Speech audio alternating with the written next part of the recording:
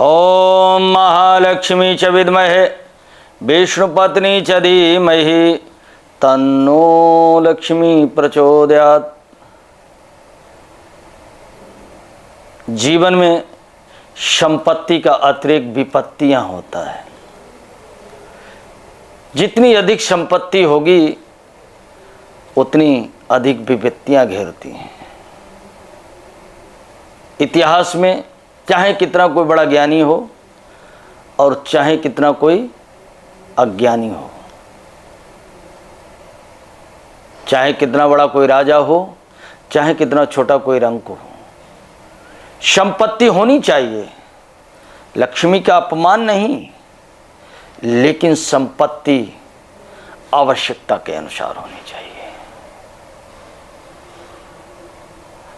धन की 3 गति होती है, दान, भोग और नाश। क्या रावण ने भी सोने की लंका बना ली थी, चारों वेदों का ज्ञाता था, इतनी ऊर्जा थी, इतना पावर था को पूरा ब्रह्मांड में कहीं भी आ जा सकता था, और उस संपत्ति ने उसे तहस नहस उसका परिवार कर दिया। संपत्ति का अतिरिक्त विपत्ति। धन अधिक हो जाए तो दान कर दो, और वो भी यदि न हो पाए तो भोग कर लो, वो भी यदि न हो पाए तो अंत में वो विनाश की तरफ ही जाएगा। पूछो क्यों? पूत कपूत तो क्या धन संचय, और पूत सपूत तो क्या धन संचय। संपत्ति का अतिरिक्त विपत्ति होती है।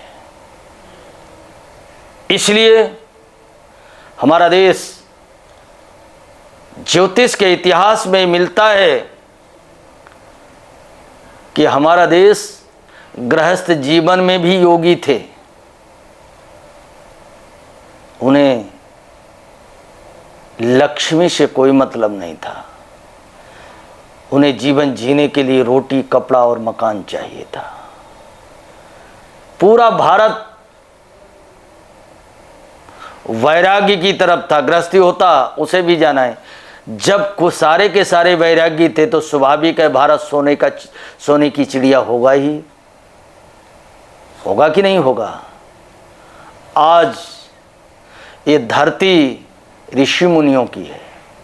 ये हिमालय से लेकर के, सिंधु घाटी से लेकर के और हिंद महासागर के पर्यंत तक ये देवभूमि, ऋषियों की भूमि कही गई। यहाँ वेदों की ऋचाएं, चाहे विंध्याचल की तटलहटी हो, चाहे नर्मदा नदी का किनारा हो, चाहे गोदावरी और कृष्णा कावारी और ये समुद्र का किनारा हो, अथवा हिमालय की ऊंची ऊंची चोटियाँ हो, इन सभी इस देश में 7 जंगल थे। महाजंगल कहा जाता था। 7 द्वीप थे और 108 महाजनपद हुआ करते थे। सभी लोग वैरागी थे और पैसा बचता ही बचता रहता था। और इसलिए लोग ऐसे भी थे कि रोड पे एक ज़माना मैंने बचपन में देखा है कि 1 पैसा पड़ा तो लोग उठाने में संकोच करते थे कि कहीं मुझे कोई पैसा उठाते तो नहीं देख लेगा। आज परिस्थितियां विपरीत हैं। आज ये धरती भोगवती बन चुकी। त्राहिमाम त्राहिमाम, चारों तरफ पैसे की जितनी आवश्यकता हो उतना ही, धन की जितनी आवश्यकता हो उतना ही व्यक्ति को प्रयोग करनी चाहिए। और ये मैं किस लिए कह रहा हूं कि ज्योतिष की 12 राशियों में एक तुला राशि है जिसका स्वामी शुक्र है, और शुक्र की अधिष्ठात्री, तुला राशि के जातकों की अधिष्ठात्री देवी कौन है? महालक्ष्मी, वैभव लक्ष्मी, गजलक्ष्मी, इन नामों से पूरा पुकारा जाता है। संपत्ति का अतिरिक्त विपत्ति होती है। भगवान ने जब वामन का अवतार लिया और महाराज बलि के सामने उपस्थित हुए, और महाराज बलि के गुरु यही तुला राशि के स्वामी शुक्र हैं, और यही शुक्राचार्य बलि के गुरु थे। शुक्र के अधीन जो होता है बलि तीनों लोगों का स्वामी था। सोचिए आप, जब भगवान बटुक ब्रह्मचारी बन करके गए, छत्र दंड लेकर के, और राजा से याचना करी, हे राजन मुझे 3 पैक पृथ्वी चाहिए। अब बलि राजा तीनों लोगों का स्वामी बड़ी जोर ठहाका लगा कर हंसा। अरे बच्चे, ब्राह्मण बालक, तुमने आखिर वस्तु मांगी तो बच्चों जैसी ही मांगी। बेटा, हम तुम्हारे इस मांगने पे नाराज नहीं, लेकिन हम तुम्हें बताते कोई बड़ी चीज मांगो। ये छोटे छोटे पैर तुम्हारे, इसमें कितने कदम बनेंगे।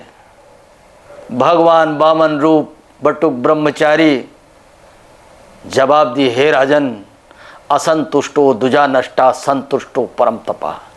हे राजन, ब्राह्मण को उतना ही मांगनी चाहिए जितनी उसे आवश्यकता हो,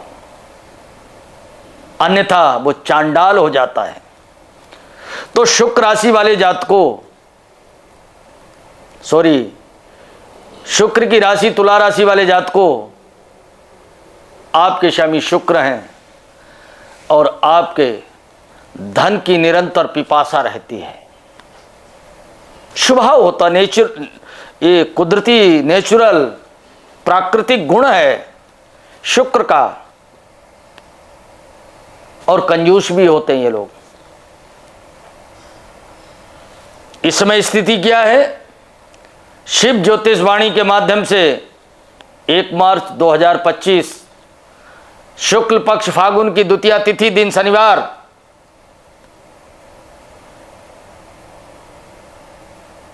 से लेकर के 31 मार्च तक आपका क्या क्या शनि लेकर आने वाले हैं, क्या क्या गुरु लेकर आने हैं, इनके परिवर्तन से क्या होने वाला है, ये मैं आपको बताता हूं। शुक्र राशि वाले जातकों, सबसे पहले तो पंचम भाव में शनि और सूर्य की युति हो रही है, अभी चल ही रही है। 14 मार्च को शनि, और 14 मार्च से 29 मार्च के तक फिर ये दोनों साथ साथ ही रहेंगे। कहाँ? आपके छठे भाव में। ध्यान रखने वाली बात, कोई पैतृक संपत्ति है उसमें मुकदमा आप हार भी सकते हो। अगर जीतना होगा तो 14 मार्च से पहले आप मुकदमा जीत सकते, नहीं तो विवाद आपके पक्ष में नहीं होगा। और धन से संबंधित विवाद हो, चाहे वो पैतृक संपत्ति हो, चल अचल दोनों संपत्तियों में आपका विवाद बढ़ सकता है। ध्यान रखने वाली बात, आपकी मनोवृत्ति बहुत व्याकुलता आपको परेशान कर रही है। धन से आप परेशान हैं, आर्थिक आपकी तंगी बहुत ज़्यादा अधिक है।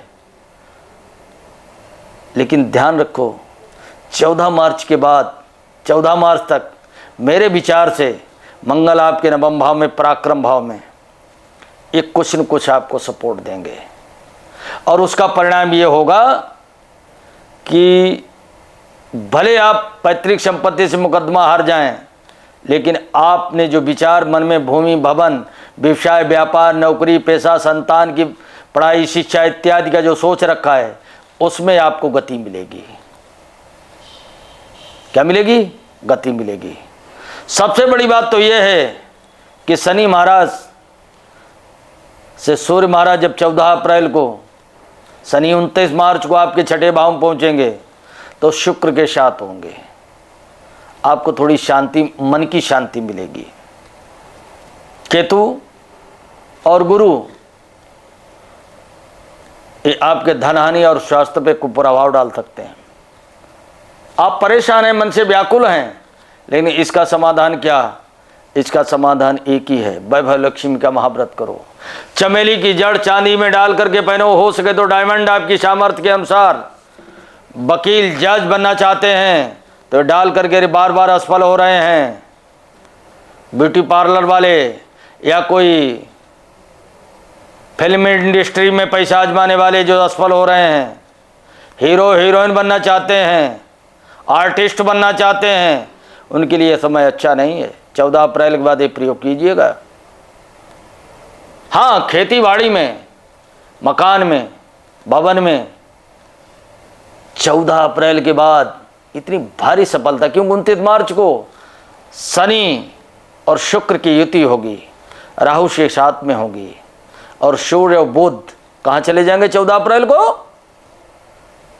आपके सप्तम भाव में चले जाएंगे और उसमें सूर्य महाप्रतापी बनेंगे, महाप्रबल बनेंगे और आपकी सारी समस्या, क्या समस्या, आपके भाग्य उदय होगा। अप्रैल के महीने में, ये मैं अभी से प्रोडिक्शन किए देता हूं और किसी राशि का नहीं किया है। अब मार्च में सावधानी पूर्वक अध्यात्म क्रिया के माध्यम से पूजा पाठ, विशेषकर वैभव लक्ष्मी का चमेली की जड़ धारण करो, शुक्रवार को व्रत रखो और भगवती महालक्ष्मी की उपासना करो और भगवान शिव की उपासना करो, पार्वती की उपासना करो। मार्च का महीना यूं चुटकियों में चला जाएगा और अप्रैल में आपके परिणाम आपके पास आने वाले हैं। तुला राशि वाले जात को जनवरी का थोड़ा महीना सही गया है, आपने 2-3 वर्ष बड़े कष्ट झेले हैं, लेकिन हाँ अप्रैल के बाद आपके 14 अप्रैल में आपकी समस्याओं का समाधान 100% हमेशा के लिए जो समस्या है वो खत्म हो जाएंगी। धन्यवाद।